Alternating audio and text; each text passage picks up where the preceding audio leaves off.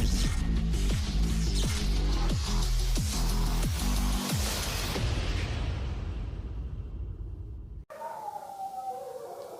students, now we are going to see our next topic, that is the Capillary reaction. Previously we have seen what is in the capillary reaction, we have seen some examples of that also. Okay, now what is meant by capillary reaction? It is the rise or fall of a capillary tube inside when it is deep inside the liquid, any type of liquid, that can be water, mercury, kerosene, petrol, etc. So there can be rise or fall of the liquid inside the capillary tube. Capillary tube means what? The tube which is open at both the ends is called, and it is a fine bore, or it is having the fine bore or very narrow bore tube is called as capillary tube. Okay. Now this rise or fall is occurred due to a pressure difference between inside the liquid and a portion outside the liquid. Now how can be there a pressure difference exist? Now previously in before last two lectures we have seen about the soap bubble or about the drop. Okay, now we have seen the difference, that is Pi minus PO. Now what is meant by Pi minus PO? Pi is the pressure inside and PO is the pressure outside. Now we have seen that pressure inside is greater and pressure outside that bubble or what we can say, that the drop is less. Therefore we have derived the expression for Pi minus PO, that is equal to twice T upon R, where R is the radius of that bubble. Now we have that expression, it is the pressure difference. That means a difference of the pressure exists from inside and outside the liquid. Now if we consider that drop of the, जर आपण drop जर पाहिला, पाण्याचा drop जर पाहिला, तर आपल्याला असं दिसून येते की ड्रॉप जो आहे त्या ड्रॉपच्या आतलं प्रेशर जास्त आहे, आणि म्हणजे ड्रॉपचा जो स्पेरिकल शेप आहे त्या स्पेरिकल शेपचा असा एक पोर्शन जर आपण घेतला, त्याला आपण समजा इनसाइड जर म्हटलं आपण, तर तो येईल समजा कॉन्केव शेप येईल तो, बरोबर आहे. तर त्याच्या बाहेरच्या बाजूने कमी आणि आतल्या बाजूने जास्त प्रेशर आपल्याला दिसून येते. तोच पोर्शन या ठिकाणी आपण विचारात घेऊ. त्याआधी कॅपिलरी फॉल नावाचा एक पॉईंट आहे त्याच्यामध्ये, तो पाहू. कॅपिलरी फॉल म्हणजे कॅपिलरी राईज न होता कॅपिलरी फॉल होते. समजा मी एका बिकरमध्ये मर्क्युरी घेतला आणि मर्क्युरीच्या बिकरमध्ये मी एक कॅपिलरी ट्यूब जर बुडवली, तर मला काय दिसेल, तर कॅपिलरी ट्यूब जी आहे त्याच्यामध्ये मर्क्युरी वर चढत नाही, तर ती नॉर्मल लेवलच्या बाहेरच्या लेवलच्या कमी त्याची लेवल राहते. असं का होत असेल? आपण याच्या आधी शिकलेलो आहोत की pressure on the concave side is greater than convex side. आपण हे शिकलेलो आहोत की ही जर साइड असेल, याचा हा कॉन्केव पार्ट झाला. जर आपण सोप बबल किंवा आपण लिक्विड ड्रॉपबद्दल जर विचार केला, तर ड्रॉप हा स्पेरिकल आहे आणि स्पेरिकल ड्रॉपच्या आतलं प्रेशर जास्त आहे आणि बाहेरचं PO हे कमी आहे. आतलं प्रेशर म्हणजे कॉन्केव साईडचं जास्त आहे आणि बाहेरचं कॉन्व्हेक्स साईडचं बाहेरचं काय आहे, कमी आहे. म्हणजेच काय झालं की कॉन्केव साईडचं प्रेशर हे नेहमी जास्त राहते. मग आता आपण या पहिल्या डायग्रामकडे जर पाहिलं, तर आपल्याला असं दिसते की कॉन्केव शेप हा पाण्याच्या आतमध्ये आहे. म्हणून मग त्या ठिकाणी म्हणजे B पॉईंटला मला असं दिसेल की प्रेशर जास्त आहे. म्हणून मग मी लिहिलं PB is greater than PA. म्हणजे आता मी इथे 4 पॉईंट विचारात घेतले. फर्स्टली ते तुम्हाला सांगायचं आहे मला की 4 पॉईंट आपण इथे विचारात घेतले, ABCD. आपल्याला असं दिसते की ट्यूबच्या आतमध्ये आपण एक पॉईंट घेतला B, जो पाण्याच्या आतमध्ये किंवा मर्क्युरीच्या आतमध्ये आहे, आणि नंतर एक A आहे जो वर आहे मर्क्युरीच्या. तशाच प्रकारे बाहेरच्या लेअरमध्ये मी जर पाहिलं, तर मला असं दिसते की त्या ठिकाणी C आणि D पॉईंट जे आहे, C पॉईंट आउटसाइड आणि D पॉईंट हा इनसाइड द लिक्विड किंवा मर्क्युरी आहे. असं जर असेल तर त्याच्या आतली जे A आणि Bच्या मधात जी लेअर किंवा मिनिस्कस दिसते मला, ती कॉन्केव कोणत्या बाजूला आहे, तर ती खालच्या बाजूला आहे. आणि कॉन्केव शेप ज्या ठिकाणी असतो तिथे प्रेशर काय राहते, जास्त असते. आत्ताच आपण ते पाहिलेलं आहे किंवा मागच्या आपण 1-2 लेक्चरच्या आधी ते पाहिलेलं आहे सोप बबल किंवा लिक्विड ड्रॉपमध्ये, बरोबर आहे. पी आय जास्त होतं, पी ओ हे कमी होतं. पी आय म्हणजे आतलं आणि पी ओ हे म्हणजे बाहेरचं प्रेशर होतं. म्हणून पी आय हे प्रेशर म्हणजे इनसाइड द लिक्विड सध्या इथे मी म्हणू शकतो, कारण की कॉन्केव्ह पोर्शनच्या खाली मला काय दिसते, लिक्विड दिसते, आणि कॉन्व्हेक्स पोर्शन जिथे आहे तिथे मला एअर किंवा ॲटमॉस्फिअर दिसत आहे. बरोबर आहे.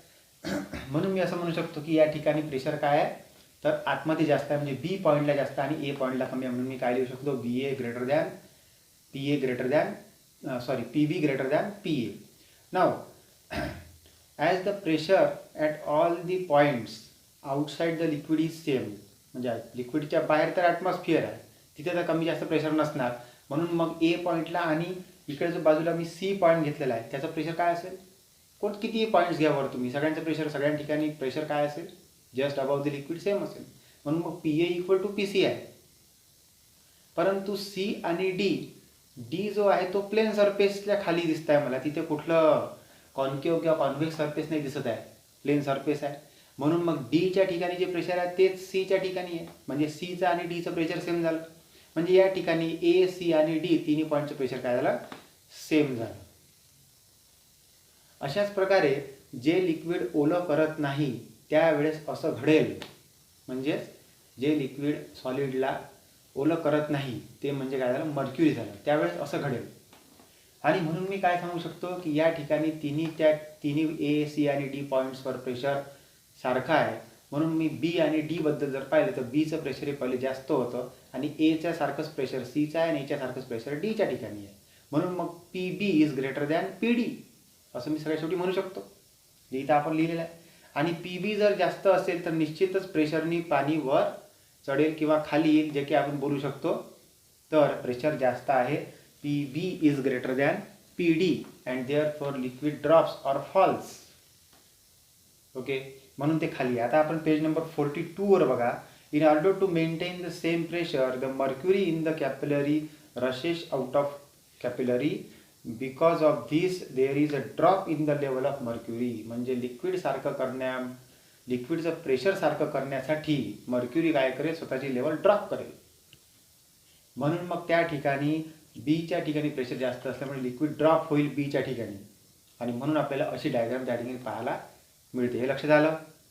जर मी वॉटर घेतलं तर एक्झॅक्टली अपोजिट गोष्टी या ठिकाणी घडतात. वॉटर हे त्याचा जो कॉन्केव्ह शेप आहे बाहेरच्या बाजूने आहे, म्हणजे बाहेरच्या बाजूने एच्या ठिकाणी प्रेशर जास्त असेल, म्हणजे P A is greater than P B. सगळं उलटं आपण लिहू शकतो या ठिकाणी, आणि अच्छा असं डेरिव्हेशन आपल्याला या ठिकाणी मिळते.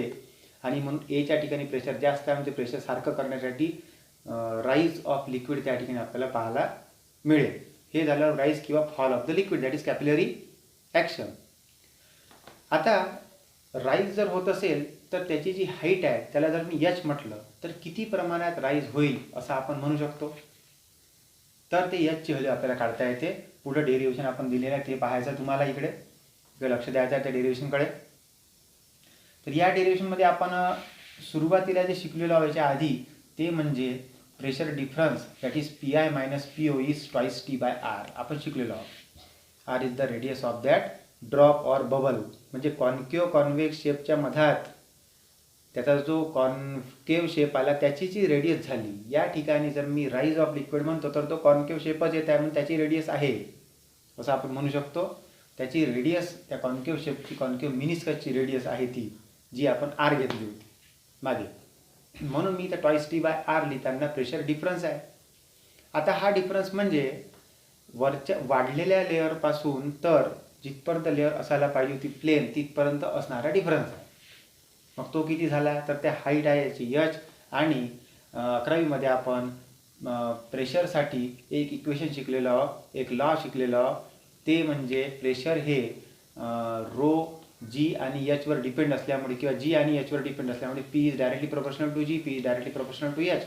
हाईटवर प्रेशर डिपेंड राहते. हाईट जेवढी जास्त राहील तेवढा खाली जर आपण नळ सुरू केला आणि वर जर टाका जास्त उंच बांधला आपण तर हाईट जास्त आहे पाण्याची, म्हणून मग आपल्याला खाली फोर्स जास्त मिळेल, म्हणजे प्रेशर जास्त मिळेल. म्हणजे एच जास्त तर मग प्रेशरसुद्धा जास्त. तशाच प्रकारे ॲक्सेलरेशन ड्यू टू ग्रॅव्हिटी हे उंचावर जास्त राहते, म्हणून मग उंचावरून येणारं पाणी जे आहे ते जास्त फास्ट येतं, म्हणजे प्रेशर जास्त. म्हणजे पी हे डायरेक्टली प्रोपोर्शनल टू जी आणि पी हे डायरेक्टली प्रोपोर्शनल टू एच आहे. प्रोपोर्शनल साईन काढून त्या ठिकाणी आपण एक रिलेटेड कॉम्पोनंट टाकत असतो, तो म्हणजे डेन्सिटी ऑफ दॅट लिक्विड आपण म्हणू शकतो. म्हणून त्या ठिकाणी रो टाकलेला आहे. अशा प्रकारे आपल्याला एक लॉ भेटला होता 11वी आपण ते शिकलेलो आहोत. तो म्हणजे P = रो जी एच. म्हणजेच जे वाढलेलं लिक्विड आहे त्या लिक्विड कॉलमची हाईट एच आहे, त्याचं जे प्रेशर आहे खालपर्यंत नॉर्मल लेवलपर्यंत ते काय आहे तर पी आहे. म्हणजे वरच्या पॉईंटचा आणि जिथून त्याची वाढणं सुरू झालं तिथपर्यंतचा प्रेशरचा डिफरन्स काय आहे पी आहे. म्हणजे इथे सुद्धा प्रेशर डिफरन्स पी आहे. तिथे पण आपण इक्वेशन काढलं होतं P I minus P O. म्हणजेच P I minus P O is that P. म्हणून मग मी इथे लिहू शकतो twice T by R is equal to that twice T by R is equal to आपल्याला या ठिकाणी तेच पी आय मायनस पी ओसाठी जसं इथे पीसाठी रो जी एच लिहिलं ते लिहिता येईल.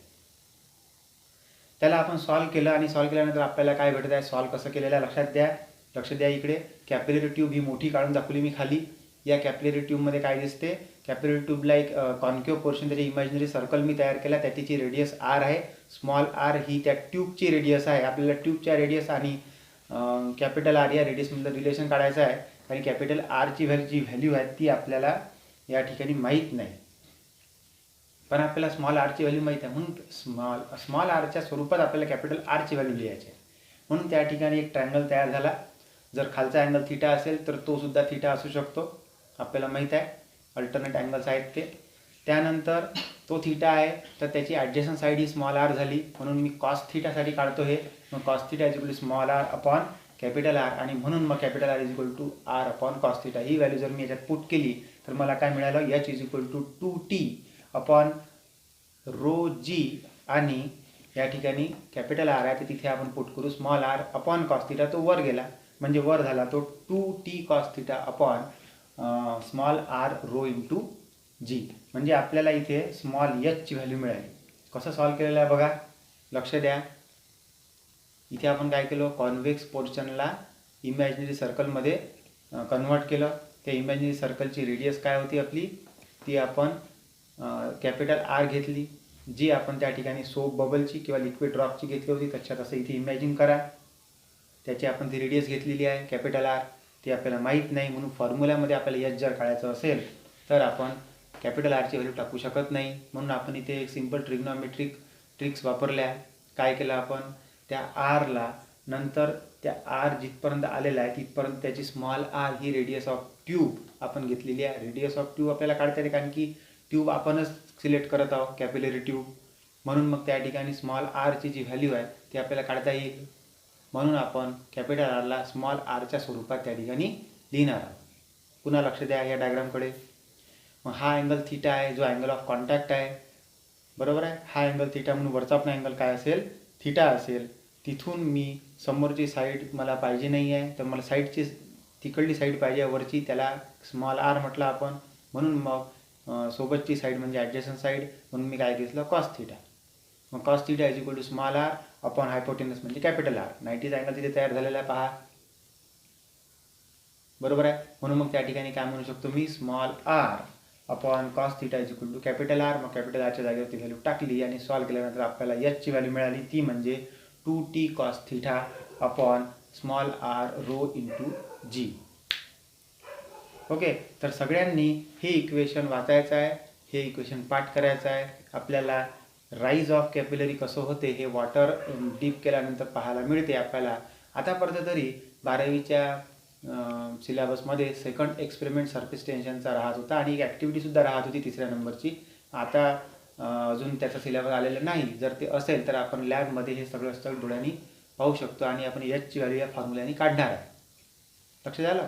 तर डेन्सिटी आहे रो म्हणजे, जी म्हणजे काय आहे स्मॉल जी म्हणजे आपली ॲक्सिलरेशन ड्यू टू ग्रॅव्हिटी आहे, आणि एच म्हणजे काय आहे height of that liquid column आहे.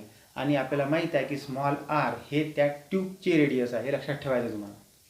कॅपिटल आर ही कशाची रेडियस होती, त्या इमॅजिनरी सर्कलची रेडियस होती. त्या इमॅजिनरी सर्कलला कशाच्या दृष्टीने पाहायचं आहे, त्या इमॅजिनरी सर्कलला लिक्विड ड्रॉपच्या दृष्टीने पाहायचं आहे किंवा त्या एअर बबलच्या दृष्टीने पाहायचं आहे. ओके, लक्षात आलं तुम्हाला. ठीक आहे, मग ही इथपर्यंत पाठ करून ठेवा. नेक्स्ट लेक्चरमध्ये आपण याच्यानंतर वेगवेगळ्या पद्धतीने एचची व्हॅल्यू कशी काढता येते ते पाहू. Okay, thank you.